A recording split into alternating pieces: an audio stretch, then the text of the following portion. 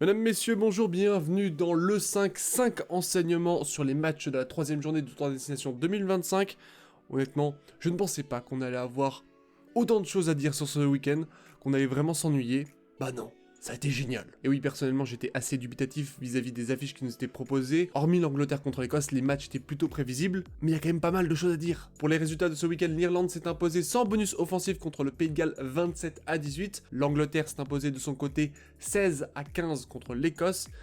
Et la France a fait une démonstration en Italie 73-24. C'était complètement fou. Voilà. C'est une masterclass. Au classement, la bonne opération des Bleus permet aux Français de se rapprocher petit à petit de l'Irlande, mais ils sont toujours à 3 points, donc il faudra forcément aller gagner contre les Irlandais chez eux. L'Angleterre conforte sa 3ème place devant l'Écosse, l'Italie et le Pays de Galles, malheureusement, n'a toujours pas pris de bonus défensif en plus. Ça risque d'être assez compliqué pour la fin du tournoi. Peut-être pas vraiment. Parce que oui, en voyant le match entre l'Irlande et le Pays de Galles, on pensait tous que les Irlandais allaient mettre facilement 40 points. On n'a pas du tout eu ça, on a vu un Pays de Galles complètement neuf, avec des envies bien différentes, un nouvel entraîneur en la personne de Matt Chirat, et puis surtout 9 changements par rapport à la précédente composition d'équipe. C'est une équipe qui maintenant se fait plaisir sur le terrain, et ça se voit, et c'est tellement plus agréable pour les joueurs gallois déjà de rentrer sur le terrain. C'était le principal objectif du premier entraîneur anglais d'une sélection galloise. Et bah c'est chose faite, c'est déjà une chose réussie. Son objectif n'était pas forcément de gagner contre l'Irlande, ça aurait été lunaire, ça aurait été un exploit monumental, et ils n'y sont pas passés très loin, mais on n'attendait pas ça d'eux. Et sur ce match, les Gallois ont vraiment répondu présent. Je pense à Ellis May, qui a fait un match tonitruant pour sa première sélection. Quand je l'ai vu, ce joueur gallois arriver, je me suis dit, oula, c'est un genou, il va se faire défoncer. Parce que je ne connaissais pas spécifiquement ce joueur. Pour connaître l'ensemble des joueurs, c'est très compliqué, donc je le découvrais pratiquement en même temps que tout le monde. Mais il y a aussi eu Blair Murray qui a fait un super match à l'arrière. Le numéro 10 était bien en place aussi. Et puis il y avait une 3ème ligne de feu avec Morgan et Faletau. Waouh, les Gallois se sont complètement remobilisés. Ils ont montré qu'ils étaient certes la pire nation sans doute de ce tournoi, mais qu'ils étaient capables d'aller chatouiller même les plus forts. Ce qui m'a très personnellement impressionné, c'est que les Irlandais se sont fait complètement avoir en mêlée. Il y a eu 4 pénalités en faveur du Pays de Galles dans ce secteur de jeu, ce qui montre principalement que les Irlandais avaient des difficultés pour s'installer dans le camp ennemi. Dès qu'il y avait un en avant, ça arrêtait le jeu, et les Gallois tout de suite reprenaient la mainmise, reprenaient le momentum. Et je pensais pas dire ça un jour, mais les Gallois ont failli gagner ce match. À la pause, ils sont en tête 13-10, c'était déjà complètement fou. Vraiment, je pense que personne l'avait vu venir. Et ils sont dans le match. Ils sont vraiment dans le match jusqu'à la 74e minute. Avec un essai qui va être refusé à Ellis May. Ils étaient vraiment passés à 5 cm de faire tomber l'ogre irlandais. Rendez-vous compte de cette dinguerie. Alors oui, concernant l'essai, évidemment, il faut le refuser. Il y a un doute sur le contact en touche au niveau du coude de la part du joueur. On a globalement le ballon qui est aplati avant la ligne et puis après qui va glisser derrière la ligne, mais pas forcément avec un contrôle de la part du joueur. Voilà, bon, cet essai devait être refusé, mais dans les faits, ça aurait complètement remis le Pays de Galles dans l'avancée, et puis surtout, ça aurait permis potentiellement à cette nation de reprendre l'avantage au score. Enfin, c'est complètement dingue. On parle quand même de 2 nations qui ont presque 20 points de différence au classement World Rugby, 73 à peu près pour le Pays de Galles, 91 pour l'Irlande. Il y a normalement 3 classes d'écart. Et bah là, on a vu un match entièrement équilibré. L'enseignement principal sur ce match, c'est que les Gallois n'abandonneront jamais, et sur la fin de tournoi, ça va être très compliqué d'aller les déloger chez eux, et quand on voit que sur cette fin de tournoi, le Pays de Galles va affronter l'Angleterre et l'Écosse, bah c'est jouable, et ils peuvent le faire. Maintenant, le deuxième enseignement que nous avons eu sur ce match, c'est que la nouvelle règle de World Rugby avec le carton rouge de 20 minutes, bah c'est vraiment bien pourri. C'est horrible, ça aurait permis sans doute aux Gallois de remporter ce match. Est-ce que 15 Gallois auraient pu l'emporter contre 14 Irlandais? Bah potentiellement on a raté un exploit. La faute à World Rugby. Vraiment, World Rugby s'est mis dans la sauce tout seul. Car oui, on a eu un carton rouge avec un contact à la tête du centre Ring Rose, sorti au bout de la 34e minute, il ne reviendra pas sur le terrain. Carton jaune évidemment bunké, qui s'est transformé après en carton rouge. Contact à la tête sur Ben Thomas, qui de mémoire était le joueur gallois qui avait pris l'épaule de Romain Ntamak. Vraiment pas de chance à ce niveau-là. La sanction est entièrement méritée, mais à la 51e minute, on a vu Boundiaki rentrer sur le terrain pour remplacer l'infériorité numérique liée à ce carton rouge. Ringrose ne peut pas rentrer, mais on peut remplacer ce joueur-là. Et c'est là où il y a un problème. À la base, cette règle est là pour favoriser le jeu et le suspense. Ça s'applique plutôt bien pour les équipes qui ont des écarts resserrés, c'est-à-dire que s'il y a une supériorité numérique, bah ça va complètement chambouler le match, et à ce moment-là, bah, ce sera perdu d'avance. Là, ça permet notamment à une équipe de rester dans le match. Sauf que ça ne marche pas quand l'écart entre les deux nations est bien trop conséquent. Ça ne marche pas, et dans une logique de storytelling où on aime bien voir l'équipe un peu plus faible l'emporter contre une grosse nation, et bah, sur ce match-là, un carton jaune de 20 minutes est venu complètement aider l'Irlande.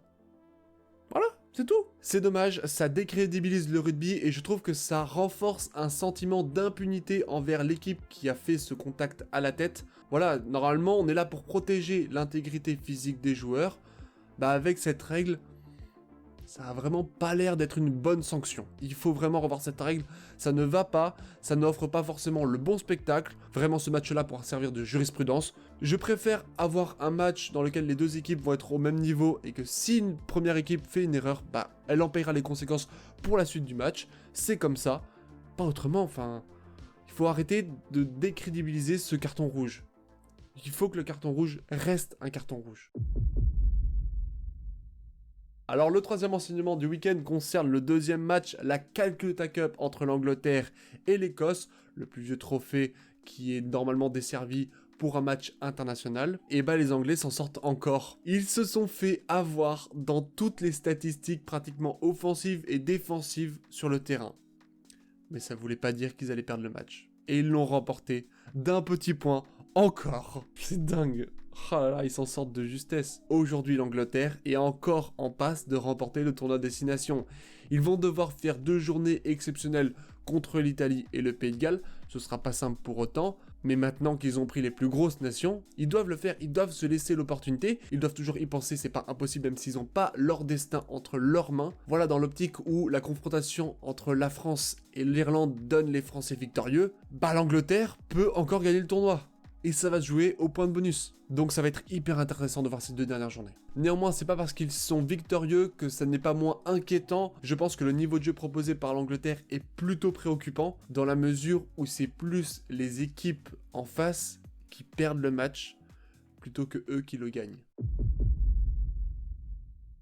Et ça me permet évidemment d'avoir le 4e enseignement, à savoir la défaillance écossaise. On a pratiquement vécu le même match entre l'Écosse et l'Angleterre qu'entre la France et l'Angleterre. Les Écossais ont eu un nombre d'occasions assez phénoménal, je pense qu'il y a plus de 10 entrées dans les 22 mètres anglais, mais ils arrivent très peu à scorer, et à la fin ils laissent les Anglais dans le match, qui espèrent toujours plus, et ça c'est pas très compliqué à voir, il y a 6 points laissés en route par Finn Russell, qui est passé à côté de son match en tant que buteur. Je pense maintenant qu'il faudrait vraiment mettre Blair Kinghorn en tant que buteur pour cette équipe-là, afin de soulager déjà le travail de Finn Russell, qu'il puisse se concentrer sur d'autres choses, à savoir le jeu, être un bon animateur comme il le fait déjà. Mais il y a toujours 19 fautes de main et 13 pénalités, et ça, ça permet aux Anglais de marquer des points facilement, de racoler au score, puis finalement de l'emporter. Voilà, de l'emporter. À la fin, les Écossais marquent l'essai, ils doivent passer cette transformation, ça passe à côté.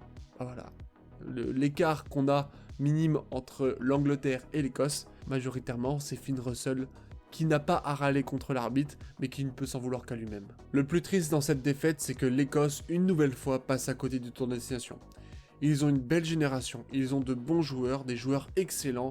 On pense à Van der Merwe, on pense à Kinghorn, on pense complètement à leur une ligne arrière, mais là, je trouve que c'est dommage de passer encore une fois à côté de ça. Finn Russell va avoir 32 ans, il a commencé aussi à vieillir. Quelle va être la suite ?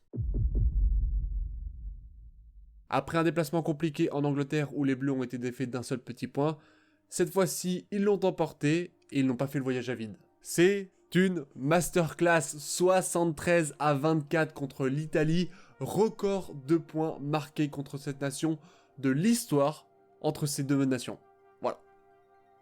On savait que l'équipe de France faisait des records, qu'il arrivait à en battre, et 2025 nous a proposé celui-ci, un de plus pour cette génération dorée. C'est complètement fou. Pour ceux qui suivent le rugby depuis 2020, honnêtement, vous avez du caviar. Chaque année, presque chaque match, on peut se dire, bah il y a tel record qui peut tomber. Et il y a un autre record qui est aussi tombé, à savoir que Louis Bielbiarré égale Johnny Wilkinson et quelques autres joueurs en termes de participation dans les essais, soit en étant marqueur, soit en étant passeur décisif. Voilà, un monstre. Ce qui est magnifique dans cette victoire, c'est que les Bleus se sont remobilisés, le coaching a fonctionné. Et c'était pas gagné d'avance. Parce que Fabien Galtier, bon sélectionneur qu'il est, nous a proposé avant tout un banc en 7-1. Pour ceux qui ne le savent pas, au rugby, il y a 8 changements possibles sur le banc. Habituellement, on met des avants et des arrières, et globalement, on met 5 avants et 3 arrières, ou 6 avants et 2 arrières. Avoir un 7-1, c'est très très rare. C'est les Sud-Africains qui l'avaient inventé en 2023 pour la Coupe du Monde, justement. Et surtout, ça n'est pas sans risque. Allez demander aux Écossais un petit peu ce qu'ils en pensent quand il y a 2 joueurs qui se télescopent à la 20e minute, ou il y a 2 arrières qui sortent d'un coup. C'est pas la même affaire. C'est très dangereux parce qu'on joue avec le feu et il faut absolument éviter les blessures.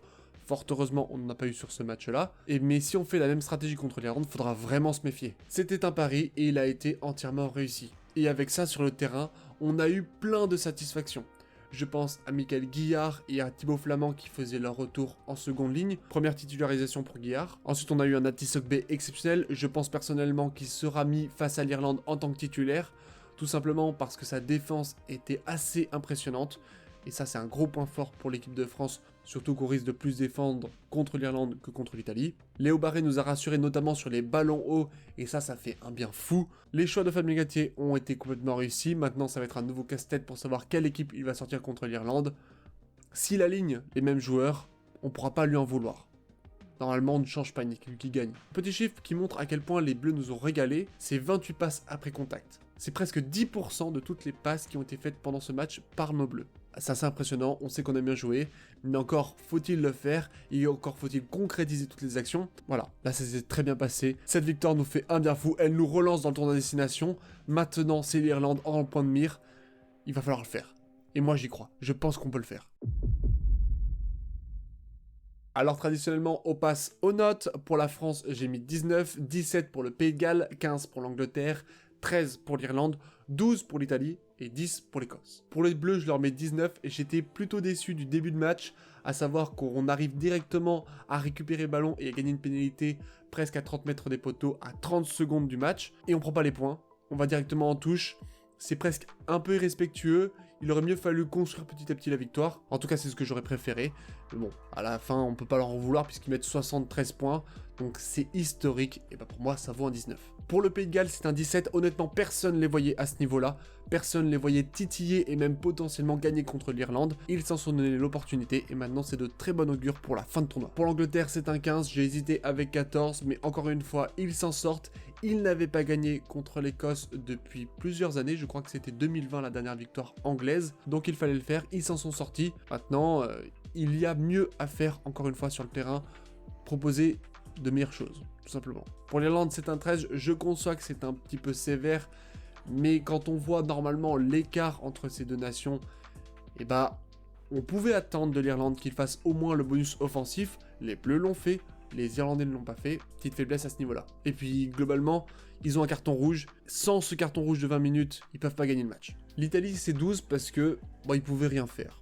Ils ont quand même marqué leur plus grand nombre de points sur un match depuis le début du tournoi. Ça reste quand même une déculottée à la maison. J'ai mis 12, j'aurais pu mettre bien moins. Voilà, je savais pas trop où les placer, donc j'ai mis ça. Je trouvais qu'il y avait quand même quelques joueurs très intéressants. Ils ont quand même pas mal de blessés, surtout en début de match. Avec Fischetti qui sort normalement à la 30e. Un peu décevant, mais ils peuvent pas faire grand chose. Leur match me fait un peu penser à l'Écosse contre l'Irlande. Et pour ce qui est de l'Écosse, c'est du même niveau que la France il y a 2 semaines. Ils doivent gagner ce match, ils ne le font pas, ils passent à côté. Ils doivent avoir beaucoup de regrets, maintenant il faut pas les nourrir, il faut passer à autre chose. Pour ce qui est de la fantasy, bravo à The Great Army Massacre qui a réussi à prendre la tête du classement. Très grosse journée. Personne n'avait mis, je crois, Antoine Dupont en tant que capitaine. 180 points d'un coup, ça aurait été complètement fou. Voilà. Je suis un peu dégoûté, mais c'est comme ça. Voilà, c'est tout pour ce débrief, j'espère qu'il vous aura plu. Surtout, n'hésitez pas à me donner vos notes en commentaire et dans le lien épinglé avec le Google Form. Comme ça me permettra de faire les statistiques pour la prochaine preview. On reviendra sur vos notes à ce moment-là. Et puis sur ce, portez-vous bien et n'oubliez pas, allez les Bleus!